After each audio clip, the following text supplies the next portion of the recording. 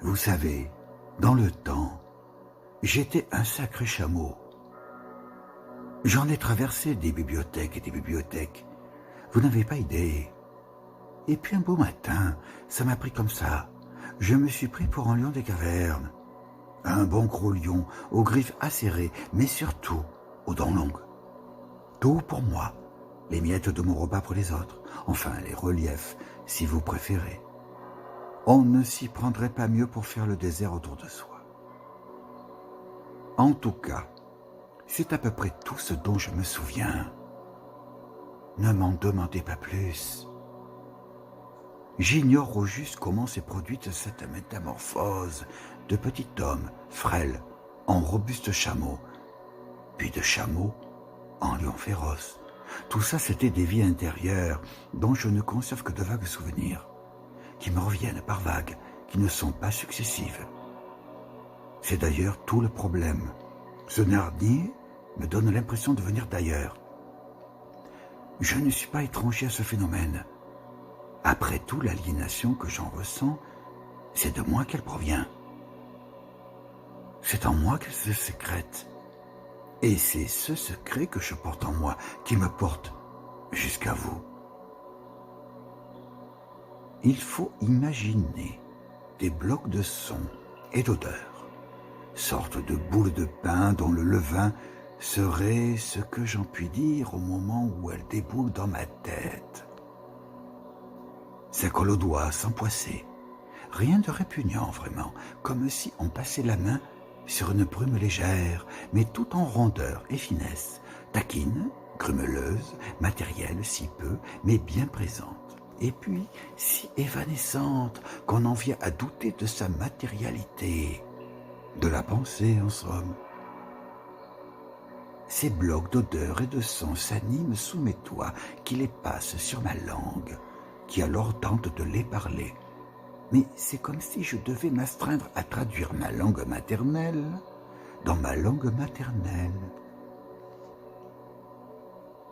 Et puis, il y a aussi les livres qui préemptent beaucoup de nos pensées et marquent de leurs empreintes délicates, ou franchement pataudes, jusqu'à nos rêves les plus baroques. Et quand je dis baroque, je pense être loin du compte, vu que je ne compte plus les perles qui traînent dans mes souvenirs. Je les ai toutes semées en route, en bon petit doucet que je suis. Les plus belles sont presque noires, avec des reflets violacés. Je ne vous en dis pas plus, car vous seriez alors bien tenté d'y aller voir de plus près, comme par effraction. Vous me direz, les chemins que j'ai suivis sont si nombreux et si tortueux que vous seriez bien en peine de les repérer, puis de les suivre tous. De nos jours, les gens sont si pressés qu'ils croient aller à l'essentiel en se jetant sur des richesses faciles d'accès, alors que les plus grandes richesses sont en eux. Seulement voilà, étant en eux, elles ne sont pas à portée de leurs mains. La seule chose dont je me souvienne vraiment, et ce qui, à vrai dire, maintient les vagues de ma mémoire au-dessus de la ligne de flottaison de l'oubli, pure et simple. À tel point que ma mémoire se confond avec cela de flou et de fluide qui la porte. Le langage est le seul véritable allié de mon corps pensant, un pilier profane, mobile. Pour ainsi dire, mon bâton pérégrin, comme si je portais au plus profond de moi un temple consacré au dieu temps qui m'est dévolu et que je ne pourrai jamais rejoindre, toujours en fuite qu'il est, comme je suis. Entre indicatif et subjonctif, cette pensée difficile qui tremble devant son possible accomplissement, devant les plis innombrables qu'elle déplie, comme on déplierait un grand drap blanc de neige au-dessus d'une chaîne de montagnes en train de sortir de terre, à une vitesse phénoménale.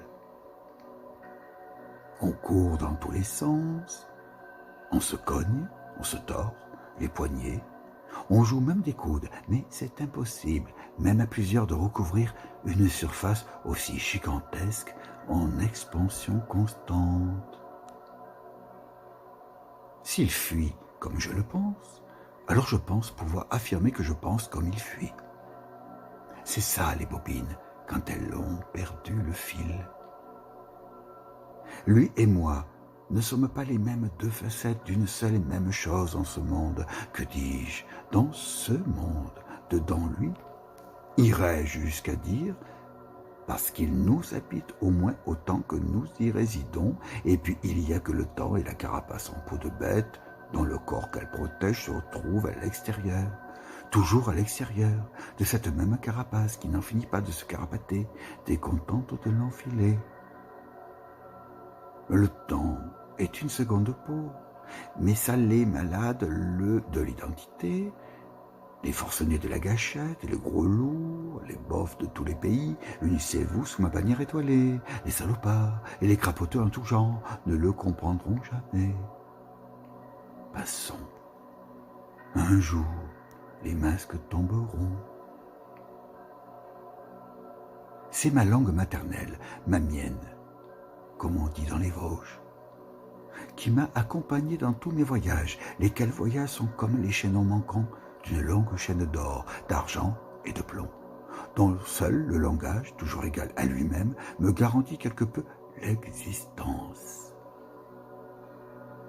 Et puis il y a mon corps, ce damné coquin, pour le meilleur, et parfois le pire. Mais les douleurs ne sont que des excès de vie mal placés, et guérir ne signifie pas pour autant qu'il faille mener la vie d'un ascète pour en quelque sorte faire taire la dialectique plaisir-douleur, à laquelle est loin de se résumer une vie pleine et entière face aux montagnes et aux mers que j'aime. Pour celles et ceux qui prennent le temps de réfléchir plus de 30 secondes, les traces mnésiques que sont les mots pensés et prononcés à l'occasion des 1001 péripéties de notre existence sont vécues comme étant antérieures aux événements, même qu'ils relatèrent, évoquèrent ou invoquèrent au moment de leur gloire. Je veux dire dans les moments où ils agissaient, comme une présence tutélaire, une surprésence assurément rassurante. Si vous me passez cette tautologie qui me semble convenir parfaitement à l'espèce de cercle qui se joue, lorsque le langage se joue de nous, au moment même où nous pensons en être le Seigneur et Maître, lorsque nous figurons être seuls maîtres à bord d'une nef à notre taille et dimension, alors qu'il faut se faire le jouet du langage, accepter une bonne foi de l'être pour en jouer pleinement, mais sans l'idée enfantine de se jouer de lui, si le langage se joue de nous. C'est à la manière d'un cerceau qu'il pousse devant nous, qui nous pousse ainsi à aller de l'avant. Le langage cerceau nous devance toujours, sans préjuger des accidents de terrain, sans non plus annoncer le pourcentage d'une pente, sans indiquer en quoi que ce soit les périls et les dangers qui nous attendent au tournant.